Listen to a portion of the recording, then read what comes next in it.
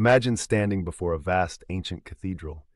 You see the stone, the stained glass, and the ritual, but someone whispers in your ear that all of this is just religion, and that what actually matters is a personal relationship with Jesus. This tension between sacraments and spirituality is one of the most misunderstood aspects of the Christian life. Today, we are going to bridge that gap. We are going to discover why the Catholic Church does not see these as opposites, but as two lungs of the same body. By the end of this video, you will understand how the 7 sacraments are not obstacles between you and God, but the very way He chose to touch your life today, just as He touched the apostles 2,000 years ago. Let us look at the life of a man named Matteo. For a long time, Matteo lived in a state of deep spiritual confusion, caught between two worlds that seemed to never meet. He grew up in an environment where he was constantly hearing that rituals were nothing more than empty traditions of men, clutter that actually hindered a true, vibrant connection with Christ. Matteo was a sincere seeker. He spent his early 20s drifting from one prayer group to another, always looking for a feeling or a sudden spark that would prove his faith was real. He was told that as long as he had his Bible and his private thoughts, he had everything he needed. But as the years passed, Matteo began to feel a strange, quiet hunger for something more substantial than his own shifting emotions. He remembers a specific afternoon, sitting in the back of a small, quiet chapel in a busy city. He was there to escape the noise, but he found himself watching an elderly woman sitting a few pews ahead of him. She was praying the rosary with weathered hands, and later he watched her approach the altar to receive the Eucharist. There was a groundedness in her, a peace that didn't seem to depend on the music or the atmosphere. Matteo thought to himself, "Is she just following a script, or is there something happening here that I am missing?" He wondered if her religion was actually providing her with a deeper relationship than his own unstructured spirituality ever had. This is the central question for so many of us in 2026. Is the Catholic sacramental system a wall or a bridge? If Jesus wants a personal relationship with us, why would He involve a priest, water, oil, or bread? We often hear the phrase spirituality, not religion. But if we look at history and the Bible, we find that for people like Matteo, the answer lies in the union of both. Before we go deeper, tell me in the comments what you were taught about this topic in your church or parish. Did you grow up believing sacraments were necessary, or were you told they were merely symbolic? To understand where Matteo's journey eventually led him, we have to travel back to the 1st century after Christ. The early Christians did not see a conflict between their inner prayer life and the outward signs of the faith. In the writings of the Fathers of the Church, like St. Ignatius of Antioch, who lived in the late 1st century and early 2nd century after Christ, we see a profound conviction. The physical and the spiritual are united. Ignatius was a man who was heading toward martyrdom, and yet his focus was not on an abstract spiritual escape, but on the real physical presence of Christ in the gathering of the faithful. By the 4th century after Christ, during the time of the great councils and the legalization of Christianity, the Church began to formalize the language around these mysteries, which we now call sacraments. Figures like St. Augustine explained that a sacrament is a visible sign of an invisible grace. The Church has always taught that God, who created the physical world, uses that same physical world to communicate His divine life to us. This was not a medieval invention or a later corruption. It was the lived reality of the martyrs and the early disciples who understood that Christ's incarnation, the factual event of God becoming flesh, changed everything about how we relate to the divine.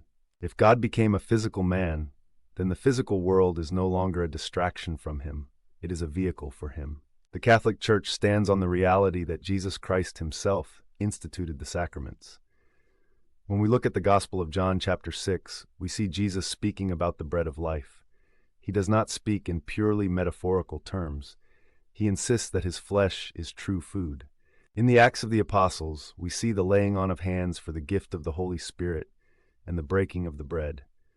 The biblical foundation is not just about isolated verses, but about the sacramental economy. This means God works through means. Just as Jesus used mud to heal the eyes of a blind man or used water to turn into wine, he continues to use material elements to transmit grace. If this is helping you understand your faith more clearly, leave a like and share it with someone who has the same question, so this message reaches more people. Consider the testimony of Saint Justin Martyr, writing in the middle of the 2nd century after Christ. He describes the Sunday liturgy in a way that any modern Catholic would recognize. He speaks of the memoirs of the apostles being read and the distribution of the Eucharist, which he explicitly states is not common bread. These early witnesses show us that the Church did not add sacraments later to control the people. Rather, the sacraments were the very heartbeat of the Christian community from the beginning. They believed that through these signs, they were participating in the life of the risen Christ. The spirituality of the early Church was deeply sacramental. They didn't know any other way to follow Jesus. They didn't think they were choosing rituals over Jesus. They believed the rituals were the way Jesus chose to stay with them. The most common objection, and one that Matteo struggled with for years, is that sacraments are works, but we are saved by faith. This is a misunderstanding of what a sacrament actually is.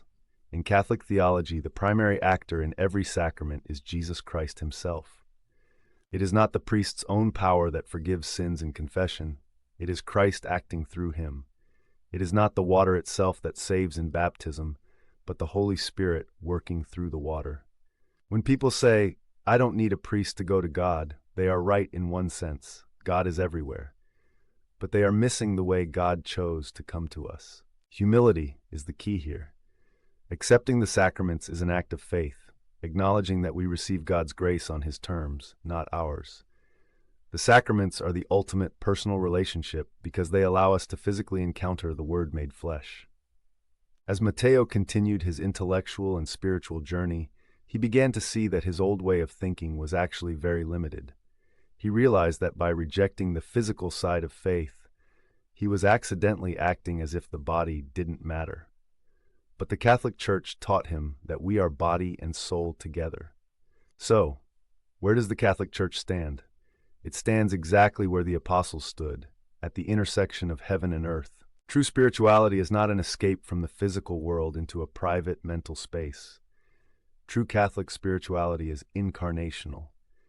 It means that when you are at Mass, you are not just thinking about God, you are in his presence. Matteo eventually met a young man named David. David had spent years church hopping, looking for a feeling of connection, much like Matteo once had. David told him he finally found peace when he stopped to generate a spiritual experience and started receiving it in the Eucharist. He realized that his relationship with Jesus wasn't dependent on his emotional state that day, but on the objective reality of Christ's promise in the sacrament. For Matteo, seeing David's transformation was the final piece of the puzzle. He realized that the Church wasn't asking him to give up his relationship with Jesus. It was asking him to let that relationship become as real and as tangible as bread and wine.